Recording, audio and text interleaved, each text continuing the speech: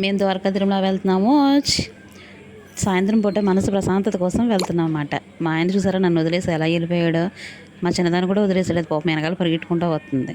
ఫైనల్గా గుడి దగ్గరికి అయితే వచ్చేసాం. ఆరాటాలు పెళ్ళికొడుకు పేరంటాలతో ఊరిపోయాడని మా ఆయనకు అంతా కంగారే. ముందే వెళ్ళిపోతాడు మమ్మల్ని వదిలేసి. తను ముందు ఉంటాడు, మేము ఎక్కడో వెనకాల ఉంటాం. ప్రశాంతంగా వీడియో తీసుకుంటే నా మొహం ఇంకా యమా సీరియస్గా చూశాడు. చూసారా ఎలా చూస్తున్నాడు. మొత్తం మీద తీసుకెళ్తున్నాడు.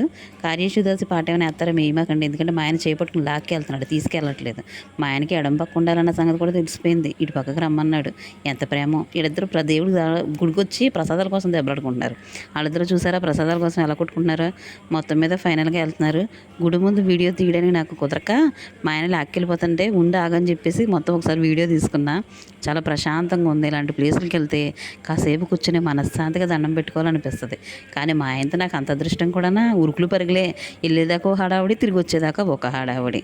అలా ఉంటుంది మా ఆయనతో. మామూలుగా ఉండదు మరి. చూసారా గుడి ఎంత బాగుందో. చక్కగా ప్రశాంతత కోసం ఈవినింగ్ టైం వెళ్ళాలి, బాగుంటుంది. ప్రసాదాలు చూసారా, ఓ చేత్తో పొట్లం ఓ చేత్తో పట్టుకుని తిరిగి వెళ్ళిపోతున్నాడు. మా చిన్నది పులిహోర పొట్లం నాకు ఇవ్వలేదు అన్నట్టు మొహం మాడుచుకుని ఎలా కూర్చుందో. మెట్ల మీద ప్రశాంతంగా కూర్చుని ఆలోచిస్తుంది ప్రసాదం కోసం.